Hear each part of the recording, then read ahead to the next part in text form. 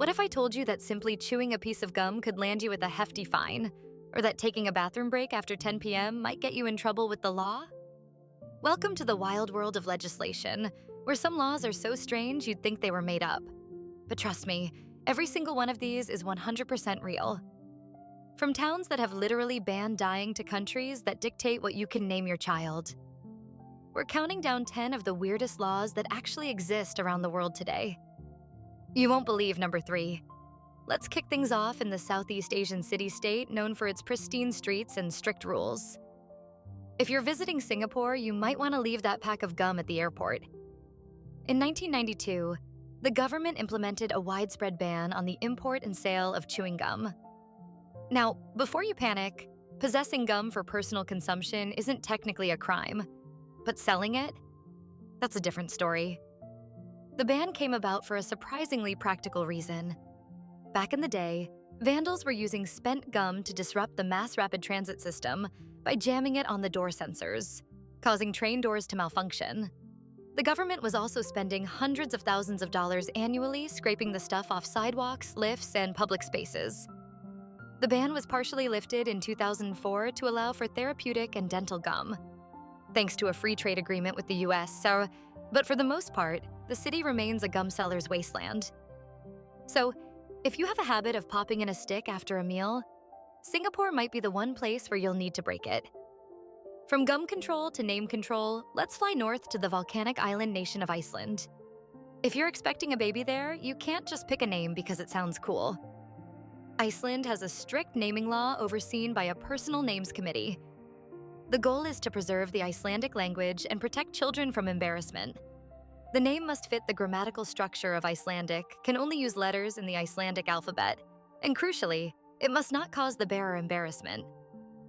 This committee has rejected a whole host of names that we might consider ordinary. Fancy naming your son Duncan?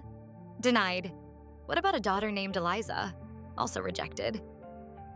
The list of banned names includes Jerry, Jennifer, Carolina, and even Christopher. The committee argues these names don't conform to Icelandic linguistic rules. So, while you might love the name Boris, unless it can be conjugated properly in Icelandic, your child will remain nameless in the eyes of the state until you pick one from the approved list of nearly 4,000 names. Now, let's head to a place where the ultimate escape is literally against the law. In Longyearbyen, a small town in the Svalbard archipelago of Norway, it is technically illegal to die. You heard that right. If you are critically ill or on the verge of death, you are transported by plane or boat to the mainland. The reason is rooted in the town's geography. Longyearbyen is in the Arctic, and the ground is permanently frozen permafrost. If you bury a body there, it simply won't decompose. In 1918, the Spanish flu hit the town, and several victims were buried in the local cemetery. Decades later, scientists exhumed the bodies and discovered that the flu virus was still intact in the frozen tissue. This poses a serious risk of a future outbreak if the permafrost ever thaws. So, the law was put in place to prevent any potentially catastrophic viral resurrections. It makes you think twice about the phrase, "until death do us part," doesn't it? If you're planning a trip to Greece to see the ancient ruins, you might want to swap those fashionable heels for a pair of sturdy sneakers. Greece has implemented a ban on high heels at many of its ancient sites, including the Acropolis and the ancient theater of Epidaurus. The reason is purely preservation. The delicate marble and stone floors, some of which are thousands of years old, can be permanently scarred by the pressure and sharp edges of stiletto heels. It's estimated that millions of tourists walk these paths every year, and the cumulative damage from heels would be devastating. Violating this rule can result in being denied entry or facing a fine that can reach up to 900 euros. So when in Greece, leave the designer heels for the hotel lobby and give the ancient stones a break. Next, we're hitting the Autobahn in Germany, a network of highways famous for having sections with no speed limit. But just because you can drive fast doesn't mean you can do whatever you want. In fact, it is illegal to run out of fuel on the Autobahn. Stopping your car on the highway is strictly forbidden because of the high risk of causing a catastrophic accident. While a mechanical breakdown is excusable, running out of gas is considered a preventable offense. You are expected to check your gauge and plan your pit stops. If you do run out, you're not just stuck. you're committing an administrative offense. If you stop for less than 3 minutes, it can cost you around 35 euros. If you're parked there longer, the fine doubles.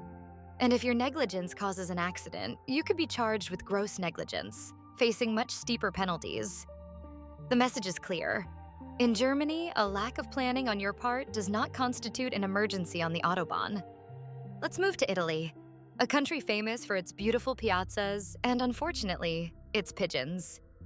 In Venice, particularly in St. Mark's Square, feeding the pigeons is strictly prohibited. For years, tourists have loved the iconic photo op of being covered in flapping birds. But the city has had enough. The pigeons have become a serious nuisance, causing extensive damage to the historic marble monuments and buildings with their highly acidic droppings. The sheer volume of bird waste also creates a sanitation nightmare and an unpleasant environment for both locals and other visitors. The ban, enforced since 2008, means you cannot buy or sell birdseed in the square. If you're caught, you could face a fine of up to 500 euros. So resist the urge to recreate that famous travel photo. Your wallet will thank you. This next one sounds like something out of a spy movie. In several Caribbean nations, particularly Barbados, it is illegal for civilians to wear camouflage clothing. This isn't just a suggestion, it's a law aimed at preventing civilians from impersonating military personnel. Wearing camo could cause confusion with the actual defense forces, especially in countries where the military plays a significant role in daily life. The restriction applies to anyone who isn't a member of the armed forces, and violations can sometimes even lead to arrest. So if you're packing for a beach vacation in paradise, leave the Army's surplus gear at home. You might think you look fashionable, but the local police might see you as a wannabe soldier. Now for a story that sounds like a bizarre urban legend, but it's absolutely true.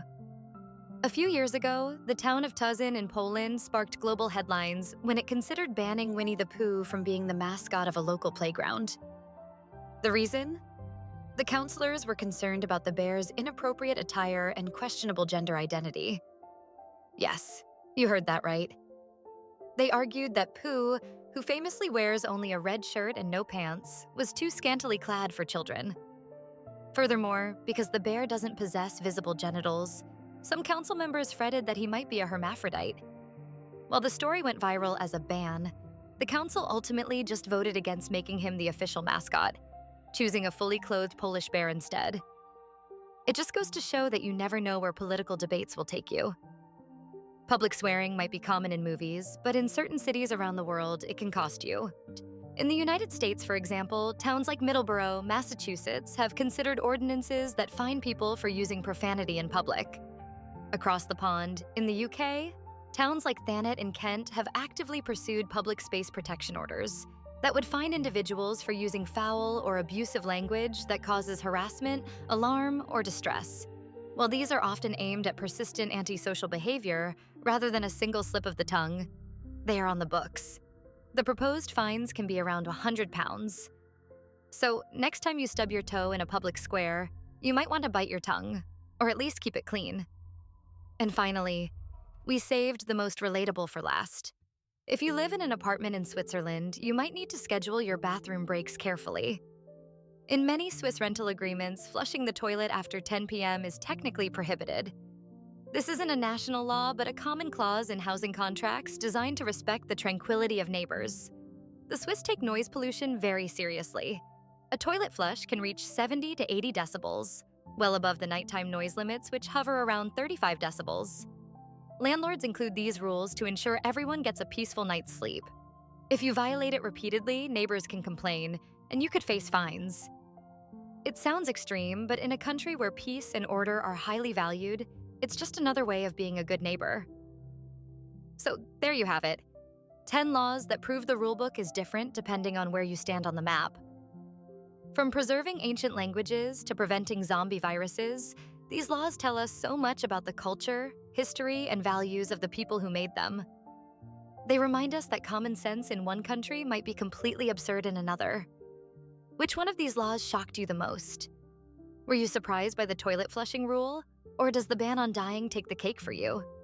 Let me know in the comments below. I read them all and I'm genuinely curious which one you think is the strangest.